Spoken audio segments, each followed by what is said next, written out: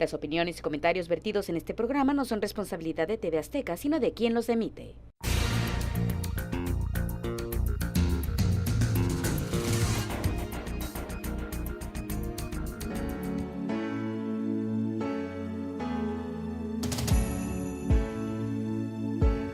Nuevo acuerdo comercial trilateral. ¿Quién salió ganando? Después de 14 largos e interminables meses, por fin se pudo concretar este tratado comercial de 3 países que estuvieron desde 1994 en unión comercial bajo el nombre de Tratado de Libre Comercio o TLC. Ahora el acuerdo cambia su nombre, pero no lo esencial del mismo, que es la cooperación e intercambio fluido entre esta trilogía de naciones grandes del norte de nuestra América. Todo parece estar bien encaminado, sin embargo, hay muchas dudas sobre las ventajas obtenidas por México y Canadá con este novedoso convenio internacional y que tanto el vecino gigante sacó provecho de las necesidades de nuestro país, además de cumplir amenazas veladas que esgrimió desde el comienzo de las negociaciones. Hoy, en nuestro programa, 2 conocedores del tema analizarán este nuevo acuerdo y seguramente nos aclararán las interrogantes que quedaron flotando en el ambiente.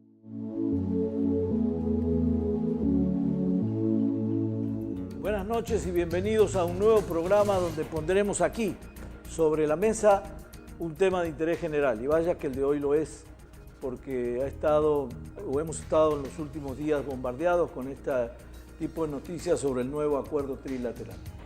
Mi compañera Estefanía, buenas noches. ¿Qué tal, señor Chico? Muy buenas noches. Pues le damos Adelante. la bienvenida a nuestros invitados de lujo este día.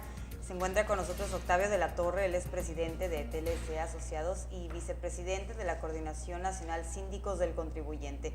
Es licenciado en Derecho con estudios de Contabilidad e Historia, doctor por el Centro Universitario de Estudios Jurídicos, fundador y maestro del Centro Posgrado Trade and Law College, catedrático de la asignatura Legislación Aduanera en la Universidad Autónoma de Baja California. Desarrolló el programa también del Diplomado en Derecho Aduanero y Comercio Exterior.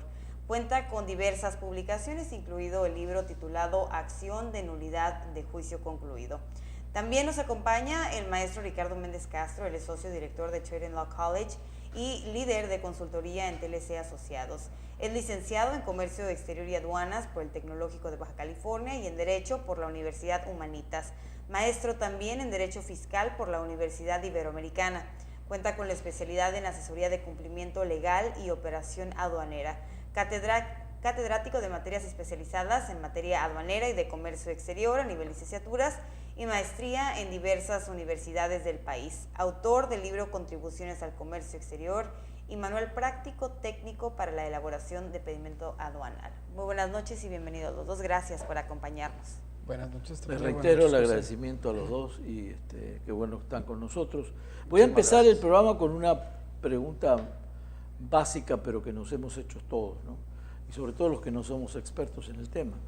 Y ustedes que estuvieron muy cerca de esta negociación, sobre todo tú, doctor, que estuviste en el famoso cuarto de junto. En el cuarto de junto, cuarto de al lado. Cuarto de al lado, porque yo muchas veces escuché el término y alguien me preguntó, ¿qué es el cuarto de junto? Es decir, estaban junto a los que negociaban, estaban integrados al conjunto de los que negociaban, pero bueno, ¿qué era el cuarto? Físicamente no estabas junto, no era un cuarto que estuviera pagado. Claro. Técnicamente sí. El cuarto de junto surge como una iniciativa del gobierno mexicano en la negociación original del Telecán. La intención era que el sector privado participara dentro de las negociaciones. A nivel negociación, los únicos que pueden estar dentro de estas rondas es el sector público y el que se encuentra acreditado por cada uno de estos países.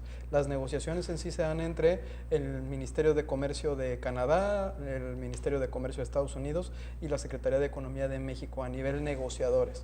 Y lo que hacen en México se tropicalizó desde la primera negociación y crearon un cuarto que se llama el de junto, donde están los empresarios por sector, que más o menos son 200 especialistas en las diferentes ramas que abarca el Telecán, a los cuales, en caso de que el negociador tenga alguna duda en particular, ya sea operativa, técnica, legal, ¿no? Estadística, se acerca y hace la consulta. Entonces estás viviendo la negociación dentro de la negociación, ¿no? Pero obviamente se le denomina el cuarto de al lado. Actualmente en esta nueva negociación, en la modernización del Telecán, se originan 3 cuartos ya, ¿no? Es el cuarto de junto, el cuarto de inteligencia y el que pudiéramos considerar que es el cuarto de al lado. ¿Qué diferencia hay entre cada uno? Hay un cuarto que es donde están los presidentes de los organismos empresariales, que es la parte política, económica, ¿no? De lobbying de gran alcance. El cuarto de al lado, que es donde estamos los técnicos, que somos más o menos 200, y el cuarto de inteligencia, que es una iniciativa muy interesante, donde se cuenta con información de primera mano de cuáles son las posiciones en los 3 países y en el mundo de la negociación del Telecán. Obviamente, en una negociación, ¿no? Sí. La información pues es la parte más importante para poder tomar una decisión. Por supuesto. Y en esta que se le llama en México modernización del Telecán, pues bueno, tendríamos que partir de primero definir qué fue para nosotros una modernización, qué era lo que nosotros buscábamos, como cuál era el objetivo que queríamos alcanzar y cuál era el objetivo en particular del gobierno de Estados Unidos y también el de Canadá, porque aquí obviamente lo que prevalece dentro de una renegociación o modernización son los intereses nacionales. Y de esto es en particular del gobierno canadiense como de Estados Unidos. Cada país lo ve así. Cada país ve lo ve por así. ellos, dice, bueno, lo que importa es mi protección, o lo que, bueno, en el caso de Donald Trump fue todavía con más énfasis la cosa, porque era casi amenazante, y le quito las comillas, porque era como que cuando empezó Trump con esta perorata de que estuvimos muchos años que nos tomaron el pelo, que fue un mal tratado, entonces ya empezó a calentar el ambiente de las susceptibilidades y de la percepción, que es de lo más delicado, cuando crean una atmósfera contraria. Después luego, ¿cómo haces para decirle a la gente que fue pura percepción? Que no siempre tiene que ver, o no necesariamente tiene que ver con la realidad, sino con la realidad que uno se forma de algo. Y nosotros sentimos, o por lo menos creo que estamos de acuerdo de que la percepción era que va a ser una negociación absoluta y totalmente difícil. Y fue cada mes que pasaba, era como la gotita china, sin que intervenga China acá. Que también se presionó a lo último por la salida ya de Peña Nieto, ¿cierto? Entonces la pregunta que quedó flotando,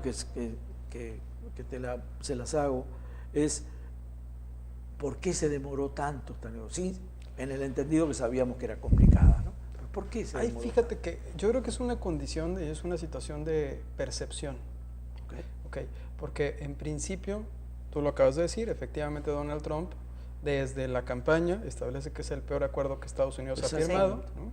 Nada más pues nosotros somos el destino de gran parte de los productos que ellos exportan, o sea, somos un comprador de algunos productos de manera en particular, somos un buen socio, ¿no? Pero bueno, fue su discurso. Y cuando llega a la presidencia, él dentro de las promesas en términos de libre comercio hace 2. Una, que se va a retirar del TPP, de este tratado que se tardó más de 10 años en construirse. Entonces, los acuerdos no se construyen de un día para otro. No, claro. Entonces, él, ya existiendo una firma por parte de Barack Obama, no sé si recuerdas, sí, claro. Él se retira del acuerdo como tal, y lo que seguía era el tema del Telecán. Que fue una de sus promesas de campaña. Que fue una de sus promesas de campaña. Que fue el golpeteo que él traía con el tema que lo veíamos más una cuestión política, ¿no? Incluso vincularla hasta con la cuestión del muro y el déficit comercial que se tenía, cuando dentro del propio cálculo no se establecía en la y el déficit que tenían se basaba en materias primas y no de servicios, donde sí hay un superávit. Exactamente. Exacto. Ese era el punto que no lo tenía identificado. Entonces, ¿qué pasa cuando arranca esta modernización que nos toca estar en el kickoff? Pues se da en un estrado, dentro de una rueda de prensa, el discurso por parte del secretario Guajardo, un discurso muy bueno en inglés y en español, donde dice, vamos, el Tratado de Libre Comercio ha sido la solución o el problema, es el acuerdo más importante del mundo.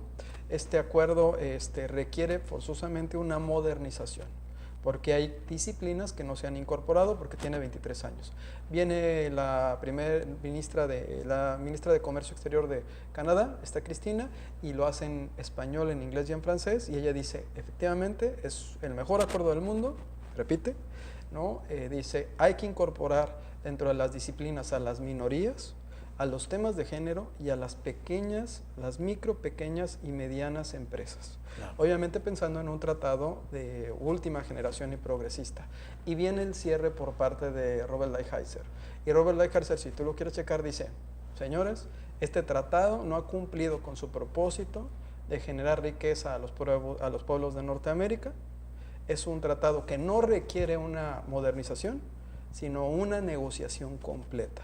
Ese fue el kickoff en Washington hace exactamente un año, un mes. El 16 de agosto, si mal no recuerdo, del año pasado, es cuando se da este yo puse 14 meses, pero bueno, más o menos. Sí, son 13 meses, 15 días.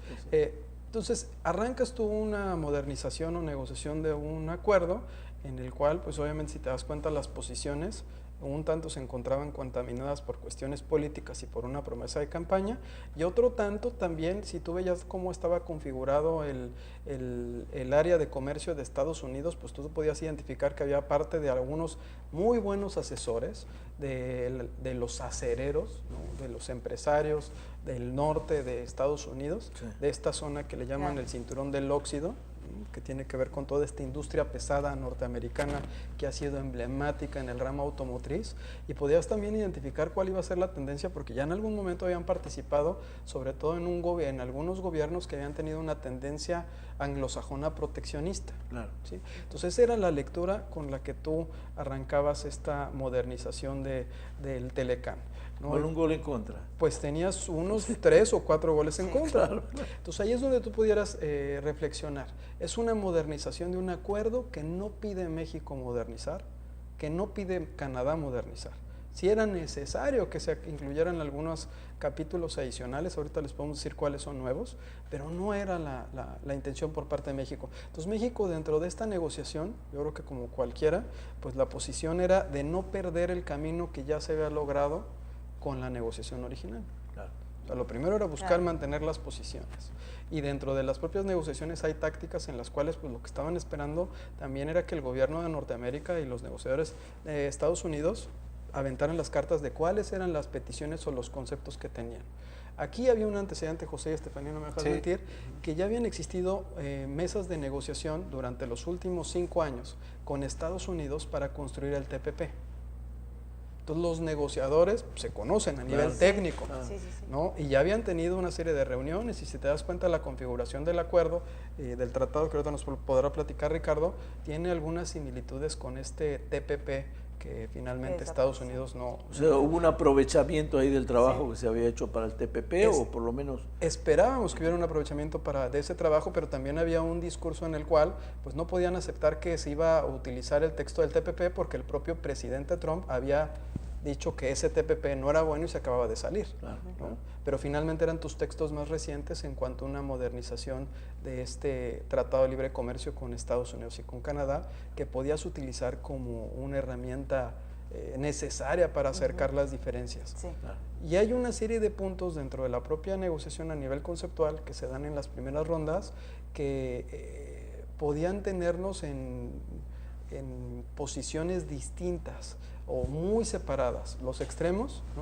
¿no? Era difícil que pudieran llegar a algún acuerdo, porque obviamente pues había una serie de temas conceptuales que venía presentando Estados Unidos en la mesa que pues para México era casi imposible que se pudieran aceptar, porque hay una serie de condiciones en los tratados y en los acuerdos que te hablan de condiciones en cuanto a conceptos de universalidad, de reciprocidad, ¿no?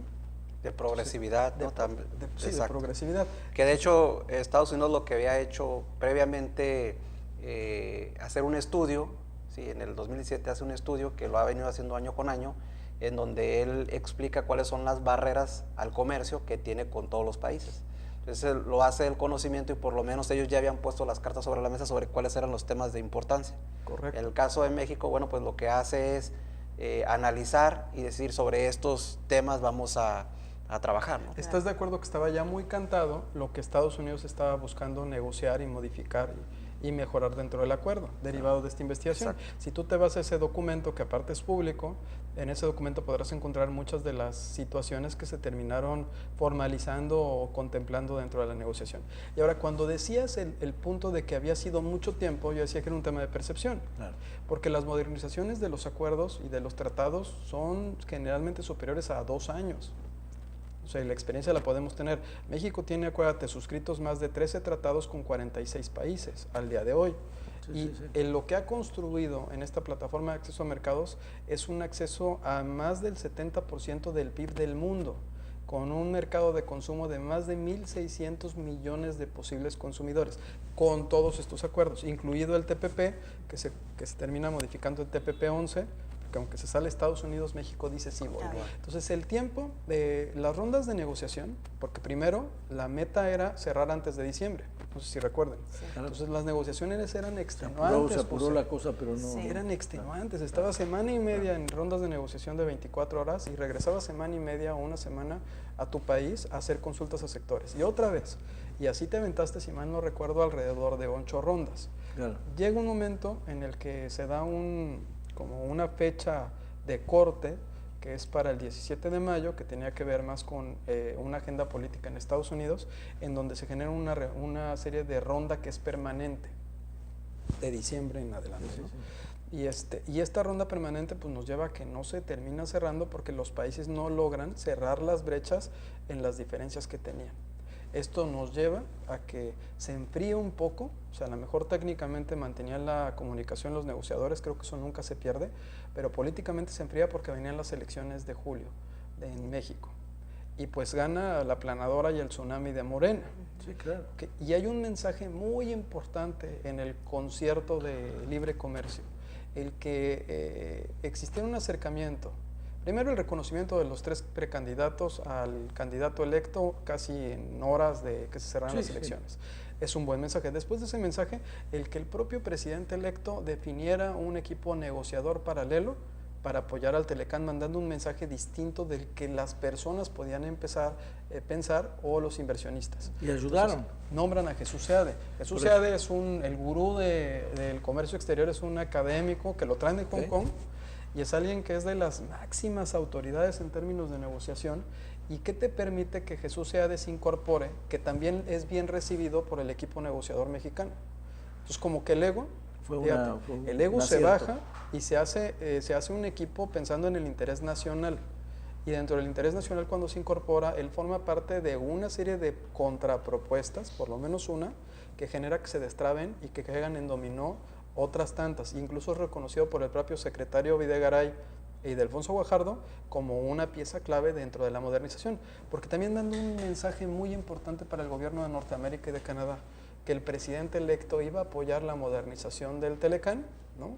Y que estaban alineados con el compromiso que México generara, porque eso genera incertidumbre. ¿Qué va a pasar en diciembre? Que llegue el nuevo y qué tal que...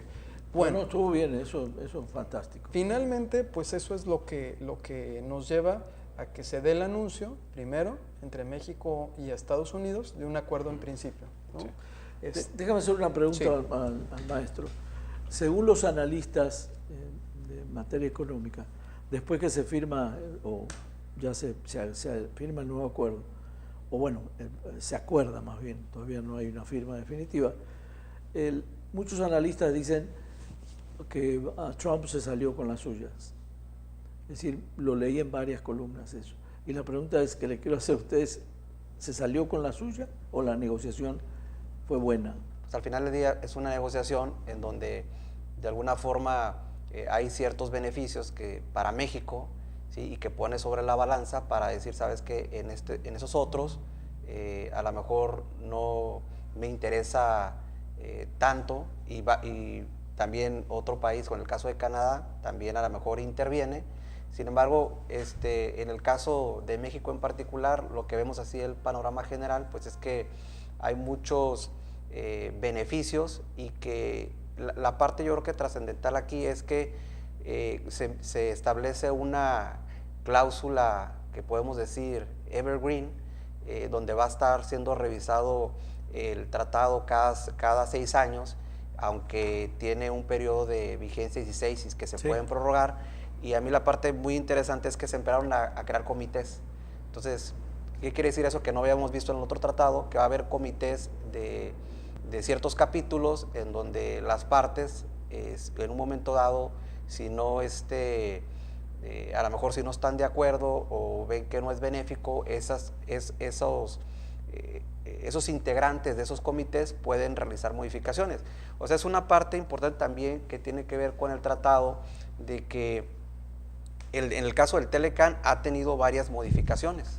O sea, no es un tratado estático, o sea, se va moviendo conforme lo decían, pues es un tratado que tiene aproximadamente 24 años y que evidentemente hay temas que se han reformado, se han acelerado, ¿sí? Para encontrar esos beneficios, ¿no? Un poco la pregunta te la hacía porque la reflexión era, o la pregunta, reflexión era que se había salido con la suya porque de todas maneras los aranceles al acero y al aluminio no los habían tocado, que hay una promesa de que se pueden llegar a tocar y a reducir.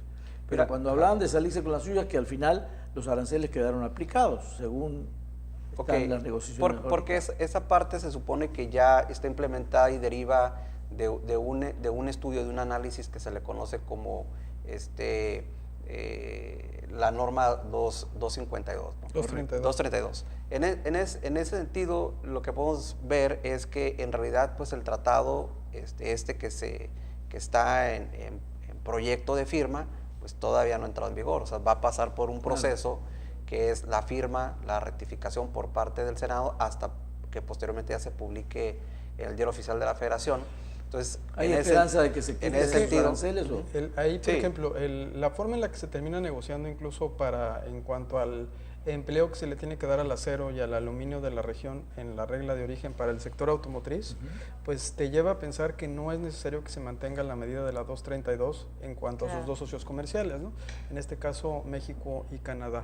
Y lo que se está contemplando era primero cerrar el acuerdo y dentro del propio cierre del acuerdo mantener la negociación a efecto de que México fuera retirado de esta medida, porque México incluso en términos de acero tiene un déficit en cuanto a lo que llega a exportar a Estados Unidos. No somos más un aliado. La medida está más dirigida hacia China, ¿no? Que está dirigida hacia México y Canadá.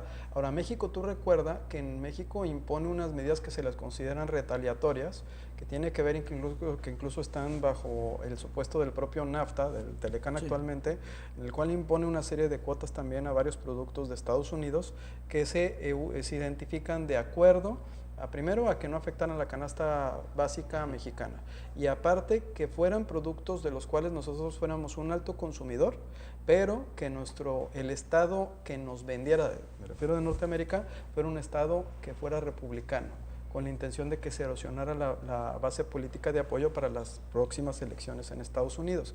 Esa medida fue estratégica, o sea, es una medida, fue una respuesta, México es una respuesta estratégica. Ahora, esa respuesta estratégica y esa medida se mantiene hasta la fecha. Así como nosotros tenemos la 232, ellos tienen a su vez una serie de cuotas a más de 20 productos que son productos de alto consumo en México, sobre todo porque somos de los principales compradores de esos productos de Estados Unidos. ¿A esa respuesta asimiló el golpe Estados Unidos? ¿Lo aceptó? Es decir, bueno, me pusiste arancel al acero y al aluminio, yo te voy a poner estos aranceles. Sí, y generalmente estas medidas retaliatorias se calculan de acuerdo con el daño que te generan y se fijan otros productos hasta el mismo daño. Claro, o sea, son como compensaciones. Bien. El problema es que esas compensaciones pues terminan de todas maneras afectando al empresario. Exacto. Porque el que vende queso y el que trae queso a Baja California, de California, pues el queso que trae, el queso fresco, pues no lo puedes traer de Chile porque ya no llegaría fresco, no sé si me explica. Entonces todo eso trae una escalada, ¿no? Incluso la papa, por ejemplo, la papa congelada también está. La papa congelada pues lo utilizan en todos los taquitos que nos comemos aquí, todo trae papa, ¿no? Si te has fijado. La carne de cerdo. La carne de cerdo. Entonces todo esto obviamente pues son medidas que tienden y que fueron, se pretendió estratégicamente identificar estos estados a efecto de erosionar este apoyo republicano. Ahora, el acuerdo comercial pues cuenta con una serie de capítulos novedosos que hacen diferente a este nuevo acuerdo con el anterior. Algunos de ellos, administración aduanera y facilitación de comercio, el capítulo de hidrocarburos, el capítulo de comercio digital, que es una novedad dentro de nuestro propio Telecán. Los hábitos de consumo se han venido modificando. Si tú cruzas a Estados Unidos ya no puedes ir a comprar juguetes a Toys R Us. Está cerrado. ¿Por qué? Porque se modificó, la gente ya no va a comprar a la tienda, la gente compra por Amazon, por Google, por otras plataformas electrónicas. El capítulo laboral, ¿no? Es un capítulo novedoso, el capítulo de medio ambiente, el de las pymes, ¿no? A mí ese capítulo me parece sumamente interesante, el de competitividad, ¿no? El de anticorrupción, donde los países se comprometen a implementar esquemas en los cuales combatan el soborno, el enriquecimiento ilícito y cualquier acto de corrupción con sanciones ejemplares. El de buenas prácticas reglamentarias, ¿no? Publicación y administración, y otro que tiene que ver con el tipo de cambio, ¿no? Política macroeconómica y tipo de cambio. Esos en sí serían los nuevos capítulos. Nuestro tratado, maestro, el original, ¿cuántos capítulos tenía? 22. Ahora pues tiene 34 capítulos. Que se ajustaron a lo que estamos viviendo actualmente. Sí, por supuesto. O sea, de hecho, viene más reforzado que lo que prácticamente es en CPTPP, Acuerdo Progresista del Pacífico. Entonces viene muy reforzado, trae capítulos adicionales que no fueron negociados en TPP. Si me dejan hacer una pausa porque ya nos acabamos la primera media hora del programa. Ya rapidísimo, ya pasó la primera ya media. empezamos con... Bueno, está bien. A desglosar. Sí, sé que el público es el que sale beneficiado, así que regresamos después de un corte. No se vaya, por favor.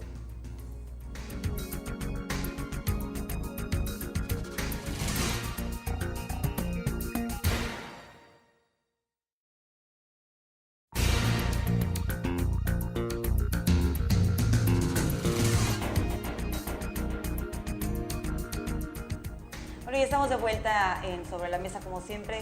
Usted sabe que aquí ponemos precisamente sobre la mesa temas de interés de todos. En esta ocasión tenemos a dos expertos en el tema quienes nos están platicando sobre el nuevo acuerdo comercial trilateral. A mí me gustaría preguntarles en general cómo lo catalogan, mejor, peor, cuáles son los beneficios que México obtuvo a través de esto. Pues bueno, desde mi perspectiva, en cuanto a haciendo comparativos con otros tratados, vemos que amplía ciertos temas que no estaban considerados y bueno, pues vamos a ir viendo en el camino si funcionan o no. Desde mi punto de vista considero que sí es un buen tratado, porque al final del día lo que se busca fortalecer son las cadenas productivas de la industria, es decir, que las empresas y los comerciantes y las personas que viven en la región, pues hay un crecimiento, en este caso económico. Entonces, desde ese punto de vista, consideramos que sí es un buen acuerdo comercial. Yo lo veo como, tú te vas a acordar, y lo he dicho en todas las conferencias, es como un vaso medio lleno y medio vacío. Porque puedes tener las dos perspectivas de la moneda. Primero que nada, es un acuerdo que te mantiene el acceso a mercado a Estados Unidos, eso es positivo, que te genera certidumbre a la inversión, eso es positivo, porque se mantienen los capítulos de solución de controversias, eso es positivo, que no tiene aranceles nuevos o impuestos, o sea, no se impusieron nuevos aranceles o impuestos, eso es positivo, que incorpora una serie de capítulos de cuarta generación que dice el maestro, dice no son de cuarta, ya son de última generación espacial, como es el de comercio digital, anticorrupción, laboral, que comentaba hace un momento. Eso es positivo porque son reglas que son claras para los empresarios mexicanos para que puedan tener acceso a este mercado, que incorpora un capítulo en particular para las pymes, que me parece fundamental, porque no sé si han revisado ustedes, pero México, quien sostiene a México son los pymes. Claro. Más del 66% del PIB lo generan los pymes, más del 68% del empleo directo lo generan los pymes. A mí todavía me impresiona esa cifra, el porcentaje de las pymes que sostienen el país, es increíble. Entonces, que tú pongas un capítulo dentro del acuerdo comercial para pymes, donde fomentes la cooperación, la capacitación, los comités, pues es positivo. Obviamente hay un gran reto, claro, porque los pymes mexicanos no son del nivel de los pymes de Estados Unidos, ni en facturación ni en tamaño. O sea, hay una distancia, bueno, tremendamente terrible entre unos y otros, pero bueno, están unas bases que te pueden a ti ayudar. Ahora, hay una perspectiva que te puede decir, bueno, es que es un vaso medio vacío. ¿Por qué? Porque el maestro nos podrá ampliar el punto, lo voy a dejar en la mesa porque es especialista en eso, pero lo que tú ves es que la carne del acuerdo tiene que ver con la forma en la que tú vas a hacer los procesos productivos para construir un bien final de consumo. ¿Sí? O sea, cómo esta pluma que yo tengo aquí, voy a configurarla toda, el metal, la capsulita, el grabado, el ensamblado, toda esa suma de actividades que yo haga en la zona va a definir si este bien paga o no paga impuestos en México, en Estados Unidos y Canadá, para consumo final, ¿correcto? Correcto. Ese es uno de los temas más importantes dentro del acuerdo, es como el espíritu del tratado, ¿no? Esa cadena productiva y de valor donde se integran estos procesos. ¿Qué pasa? Que tú te puedes dar cuenta que hay en algunos sectores en particular que se modifica lo que se llaman reglas de origen. Se incrementan los valores de contenido, es decir, se dice, va a tener para que pueda gozar del acceso al mercado y de la preferencia arancelaria, es decir, de no pago de impuestos o de un pago menor a cualquier otro país, porque eres mi socio, tienes que integrar más insumos y procesos en la zona. Y en algunos casos tienes que tener incluso, en el tema de automotriz, un salario de $16 o superior por hora. Lo tenía como pregunta. ¿Cómo le vamos a hacer ahí? Ese es un valor de contenido laboral. Valor de contenido regional serían estos insumos. Entonces, a ver, es como, si tú lo ves desde una perspectiva de política pública, puedes decir, oye, ¿es una política pública buena para México? Sí. ¿Por qué? Porque va a permitir que más inversión extranjera se posicione en México para cumplir con eso. Porque ya no sería suficiente que manden bienes de Asia, se integren y se exporten. Correcto. Sino vas a necesitar que algunos de esos se fabriquen aquí. Eso generaría, con una buena política pública, que los industriales mexicanos, que son pocos, o los pymes mexicanos que aspiren a ser proveedores de esta industria, puedan integrarse a las cadenas de valor. Eso te implica, obviamente, un gran reto en capacitación, en tecnología, en forma de ver las cosas distinta a como las venimos viendo. No ¿Cómo todos, le vamos a hacer, mayoría. Octavio, Sí. para pagar $16 la hora?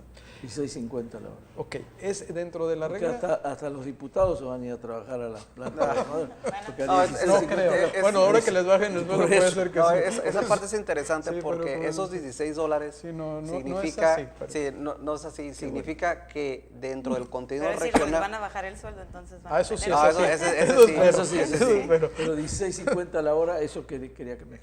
básicamente se refiere a que determinado producto debe tener, por ejemplo, un valor de contenido regional, te dicen, del 40%. Pero ese contenido regional dice que por lo menos en esa parte donde se elabore debe de tener un salario de $16 la hora. Ahora sí. Hace la mezcla. Quiere decir que si esa parte se fabrica en Estados Unidos y Canadá, ya cumple con esa parte del salario. Perfecto. O sea, no quiere decir que en la industria automotriz o en la autopartes en México se tenga que pagar $16 O la sea, no hora. pueden obligar a México a que México tiene que hacer esa parte y pagar $16. No, porque hay una asimetría terrible entre nosotros, Estados Unidos Claro. y Canadá, Exacto. no más en infraestructura y en país y en muchas cosas. Pero ahora, ¿por qué no aspirar nosotros a tener ese tipo de salarios en México? Oh, claro. Sí. Ahora, la forma de que puedas aspirar a tener esos salarios, que es la parte en la que encuentras la construcción del tratado para todos los humanos de a pie, ¿no? Sí. Es donde tú tienes una ventaja, por ejemplo, en el tema de comercio digital, ¿no? Que es esta plataforma de comercio electrónico que acerca a los mercados, en la cual tú puedes, a través de estas redes sociales y de estas redes, plataformas interactivas o digitales, llevar a cabo comercio entre los tres países. Entonces, y la parte en la que también se habla del incremento del valor de contenido laboral, hay un porcentaje que se dice, hay un crédito, ¿no?, para el diseño, la estrategia. ¿Por qué? Dentro de la industria, José y Estefanía, también hay un proceso previo que es el que genera la estrategia, el que genera el liderazgo, la innovación, la creatividad, el que define los precios, ¿no?, el que exporta a Alemania, el que exporta a Japón, ¿no?, el que incluso exporta a Estados Unidos, que es esa parte previa a la manufactura, la del diseño, la del conocimiento, la de la invención, ¿no? Y eso también forma parte de la industria. Este acuerdo, ¿no?, de entrada, y lo platicamos en la sí. mañana, ya no nada más es un acuerdo de bienes, es un acuerdo también de servicios. Porque cuando nosotros, maestros, ¿se acuerda? Cuando nosotros firmamos el Telecán, todavía no se No se firmaba, contemplaba la parte de servicios porque el Telecán proviene de 92, que obviamente se firma en 93 para entrar en vigor en 94, y México ingresa a la OMS en el 95. Entonces, y aparte hay una serie de ahí cambios deriva en cuanto a los servicios. Exacto. Los servicios, o sea, los tratados siempre se habían visto en términos de objetos o de bienes. Exacto. Entonces, con esta modernización también se trata de servicios. Los servicios también se integran.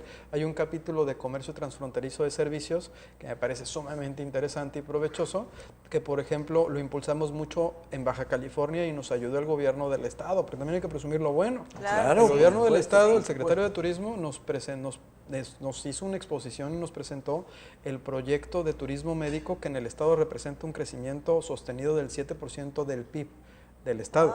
Wow. O sea, incluso no es medible. Muchísimo. ¿Por qué no es medible? Porque son todas las personas que vienen a hacerse alguna cirugía. Y que o se sobre le todo llama de vienen de bienestar, Estados Unidos. pero vienen ellos con toda la familia. Sí. Entonces también ahí entra en el negocio, entra el de los tacos, el del hotel, el Sí, de todo lo que, Claro. todo lo que lo que se derrama. favorezca con esa visita médica, claro. Entonces, ese turismo médico, que hicimos un análisis de cómo estábamos con otros países, fue parte de las propuestas que presentamos nosotros como confederación en el Telecán a los negociadores, con la intención de que se buscara homologar las profesiones, las certificaciones de los hoteles, el cruce ágil para los enfermos. Entonces, todo eso se viene y se ponen las bases conceptuales dentro de estos capítulos para que posteriormente mantengamos una serie de relación, ¿no? Sí. a futuro, y eso genere mucho mayor proyección. Pero estás hablando de un turismo de servicios, no estás hablando ya nada más de una cuestión No, claro, de manufactura. me queda claro, Entonces, es una extensión Sí. de muchas cosas. Ahora, a partir del tratado que, como dice el maestro, empezó en el 92 la negociación y al final terminó firmándose en el 94. A partir de ese tratado, México ¿tenía tratados anteriormente o a partir de ese tratado se produce el boom de los tratados para preguntarte o para preguntarles luego sobre el TPP 11? ¿México tenía tratados anterior al TLC? Sí, claro. Ya tenía otros sí, claro. tratados. Lo que pasa es que a veces en las formas de integración dejamos de manera aislada o separada a lo que es Sudamérica. Por ejemplo, antes de lo que era el Telecán, México ya tenía un acuerdo de complementación económica con Chile, y antes de eso, el famoso Tratado de Montevideo, que de ahí surge la Asociación Latinoamericana de Integración, que están todos esos países de Sudamérica: Paraguay, Uruguay, Brasil, Argentina. Entonces, esos son tratados también. Claro, Al claro. principio mencionaba el doctor Octavio si iba a llamar tratado O acuerdo. o acuerdo, ¿no? Sí. Es esa parte, porque básicamente la Convención de Viena de 1969, o sea, si le llamas tratado, pacto, convención, en términos internacionales, pues es un tratado. Claro. Pues. Pero Constitucionalmente. exacto. Constitucionalmente, en el caso de México, tendría que llamarse tratado, ¿no? En el corte, perdón, doctor, en el corte hablábamos del TPP 11, que me gustaría que nos expliques un poquito más. Mira, la modernidad, el maestro Méndez nos decía, efectivamente están estos acuerdos que son previos. Del 94 para acá se da una posición por parte de México volcada al comercio exterior. Correcto. Y es donde nosotros nos aventamos la firma de 13 tratados, ¿no? Empezando por el Telecán hasta el último. Son los 13. Sí, la que se van dando Asociación así. ¿Con cuántos países Alianza son? del Pacífico. 46 países, Wow. que es la construcción, lo decíamos al principio, es más del 70% del PIB mundial el que nosotros tenemos posibilidad de acceso, con más de 1.600 millones de habitantes, ¿no? Y el último, dentro de todas estas, bueno, no el último, es que hay muchos últimos de últimos, porque cuando se da, es que este año ha sido para nosotros como Histórico. ¿sí? Exacto. En este año, México también que empieza a agilizar su plan B. El plan B era, en caso de que no se cerrara una posible modernización con Estados Unidos, ¿qué opciones iban a darle a los productores y a los exportadores mexicanos? Entonces se empiezan a modernizar los acuerdos paralelos que tenemos con Argentina, con Brasil, se le da mayor impulso al TPP-11, que con 11 países de Asia, Oceanía, Asia y Pacífico, de Sudamérica también, ¿no? De lo que es América, todos tienen en común el Océano Pacífico, el cual representa un 13% del PIB mundial. En ese acuerdo TPP-11, que está en proceso de entrar en vigor, porque lo tienen que ratificar cada uno de los países, México ya lo hizo, hay un socio que es fantásticamente importante, que es Japón. Uno de los socios de este TPP-11 es Japón. Ese TPP como tal, cuando se configura con el anterior presidente de Estados Unidos, se configura pensando en, generalmente el tema comercial tiene que ver con cuestiones geopolíticas, y era un contrapeso para el crecimiento que estaba teniendo China. O sea, China no está incluido en este acuerdo. Claro. México no tiene tratados con China, no tiene un acuerdo en principio con China. ¿no? Y no ha habido, aunque ha habido manifestaciones por parte de China de buscar un acuerdo con México, México no ha seguido mucho el rumbo, ¿no? Y yo creo que tiene que ver con la forma en la que nos encontramos integrados en la región de Norteamérica, que nuestro principal consumidor es Estados Unidos. Sí. Entonces, pero son las mismas condiciones geopolíticas las que te van mandando estas señales de cómo van avanzando. Entonces tienes otro que es Alianza del Pacífico, ¿no? En donde tienes más de 50 países observadores, con la posibilidad de subirse a pues te podría, como ya sería un tratado de tratados, ¿estás de acuerdo? Exacto. Porque ya sería Son acuerdos mega regionales. megarregionales. Y luego tienes el tratado, la modernización del Tratado de Libre Comercio con la Unión Europea, que son 28 países de la comunidad, ¿no? Entonces, si vas dándote cuenta, paralelo a la modernización del Telecán, se van dando cierres del TPP-11 como una respuesta al proteccionismo, Sí. que estaba la bandera de proteccionismo de Estados Unidos por parte de estos 11 países. Avanza Alianza del Pacífico con una cumbre que se acaba de desarrollar en Puerto Vallarta en este año. Avanza la modernización del Telecue, ya hay un acuerdo en principio entre México y la Comunidad Europea, el cual está avanzando, pues ya dieron kick-off, ¿no? Están esperando nada más para cierre y implementación. Y pues todo esto te construye una plataforma muy interesante. El ecosistema que se está generando, sobre todo para la franja norte mexicana, es sumamente atractivo. Porque súmale la promesa de campaña de Andrés Manuel López Obrador, Sí. Claro. de la zona, lo que le llama zona libre, que ni es libre ni es franca, que es una zona económica estratégica, de acuerdo Sí. con el Sí, estudio sí, que sí. hicimos, ¿no? Estratégica norte, pero si Eso vas- es un tema, ese es un tema muy otro interesante. tema. Déjame preguntarte, porque nombraste a China. Hay en un análisis que leí, precisamente de un economista, dice que Estados Unidos podrá vetar en el nuevo acuerdo convenios comerciales entre México o Canadá con China, porque Washington se las ingenió y los otros lo aceptaron para incluir en el capítulo 32 esta medida. Y lo hacen además amenazando que si no se cumple, se retirarían del nuevo acuerdo. La previsión número 10 lo establece expresamente. ¿Qué de cierto Sí, hay? o sea, en hay esto que ciertas- hay tenemos ciertas- que pedirle permiso a Estados Unidos no, para... no es un tema de pedir permiso, yo creo que hay una manipulación en cuanto a la información. Está bien, está bien. Hay un concepto, dentro de todos los acuerdos y los tratados existen principios que tienen que ver con la reciprocidad. Okay, entonces yo no te puedo pedir más de lo que tú no estés obligado a darme. Ese es un equilibrio que se busca siempre en los tratados, e incluso es un equilibrio que lleva la bandera del OMC. Bien, al OMC, ¿no? que es el principio de trato de nación más favorecida, ¿no? O sea, Bueno, es ese sería como el segundo que le dan a los países como trato nosotros. que somos nacional y subdesarrollados. principio nacional más Exacto, favorecida. Exactamente. Entonces, O el sea, no acuerdo... es como está la noticia, No. no sé, que Estados Unidos podría vetar el nuevo acuerdo si México se le ocurre establecer algún convenio con China, sin avisar. Es una propuesta que se hace por parte del gobierno de Estados Unidos, que efectivamente se lleva a lo que sería la modernización del Telecán, pero esta propuesta incluye un concepto de reciprocidad. O sea, no se está hablando en particular señalando A o A. O sea, las partes tendrán Pero en su sí, caso... sí se tendría que dar un aviso a Estados Unidos. No, se No, tendrá que dar un a aviso China. entre los tres. Hasta los Porque tres. finalmente lo que estás tú buscando es que tú generas acuerdos adicionales, pues esos acuerdos que tú generes, pues estemos cómodos Claro. los socios que estamos en el Telecán. Sí. Porque también existe una condición que no hay que... Pues a ver, el principal país consumidor en el mundo, ¿cuál es? Lo tenemos aquí al lado. O sea, muchos de los procesos que se integran en México son de compañías asiáticas que nosotros representamos, que tienen por interés Claro. vender ¿en dónde? En Estados Unidos. Sí. Entonces, tampoco hay que... Sí. ¿no? Entonces, en este aspecto, pues aquí la posición pues es un poco en cuanto a buscar que los acuerdos que se tengan son con economías de libre mercado. Claro. O sea, obviamente porque que de otra manera, pues que estamos generando una misma competencia desleal en la propia región.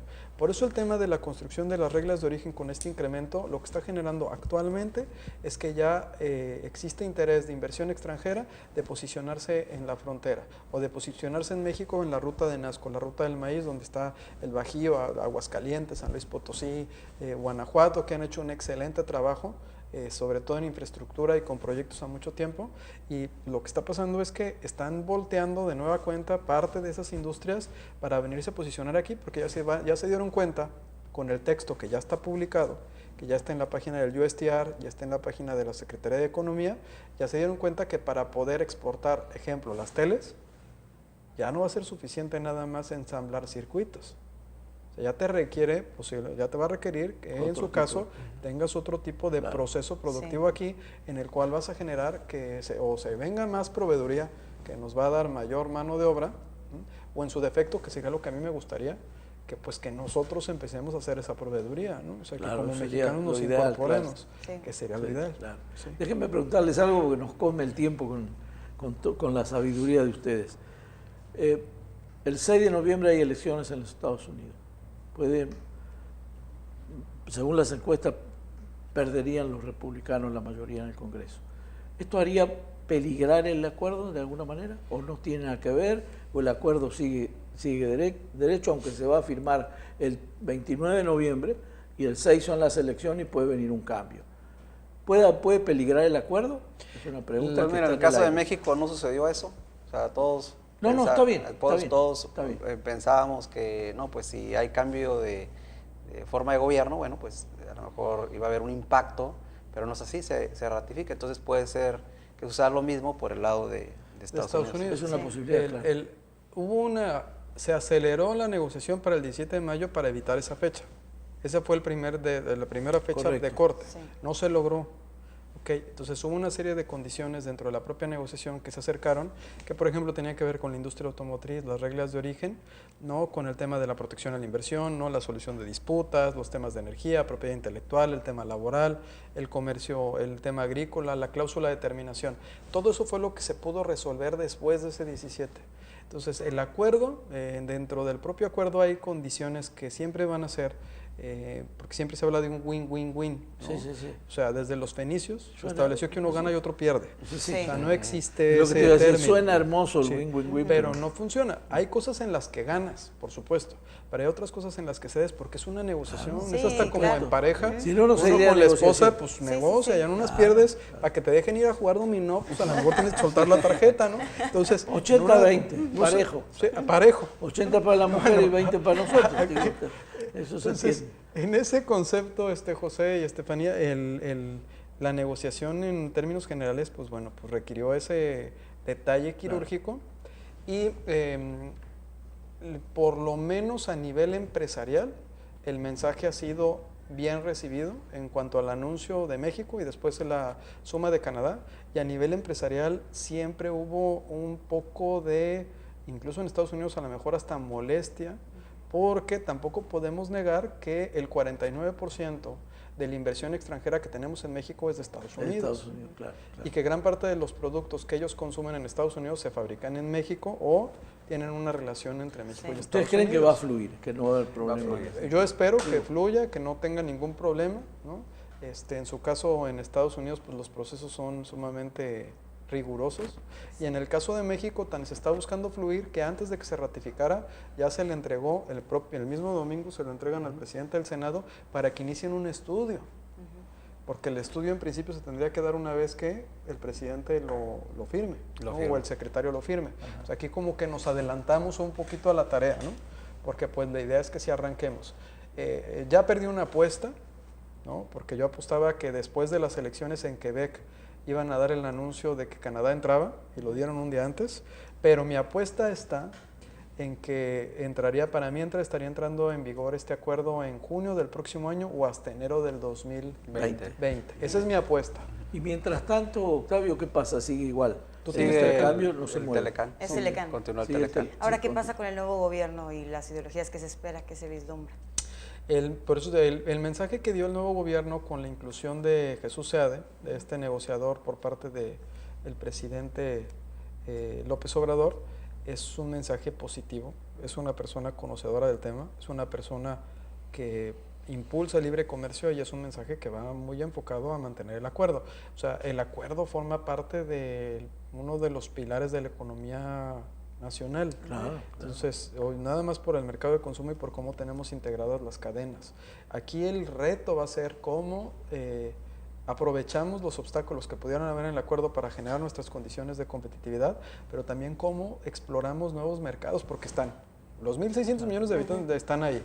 Sí. El punto es cómo vamos a hacer que sea menos cómodo, ¿no? Hacer negocios hacia aquí cruzando y empezar a buscar otro tipo de de acceso, el acceso al mercado lo tienes, buscar otro tipo de compradores. Eso no se construye por los gobiernos, eso se construye por los empresarios. Sí. Entonces, si los empresarios no se dieron cuenta de que para los planes de continuidad de sus negocios, el que el Telecán no se mantuviera iba a ser posiblemente fatal, bueno, pues entonces no estamos aprendiendo la lección de que tenemos que empezar a buscar como empresarios otras condiciones en otros mercados para tener opciones B para comprar y vender productos. Totalmente. Muy bien. Me gustaría digo, yo hablaría con ustedes una hora más, pero que me dieran una conclusión de cómo ven el nuevo tratado, si son optimistas, lo ven promisorio, y en parte me lo contestaste, pero... Sí, en la parte de facilitación aduanera, considero que pues, este tratado es benéfico porque adopta muchos otros temas que ya se habían negociado en otros acuerdos de facilitación comercial por parte de la Organización Mundial de Comercio.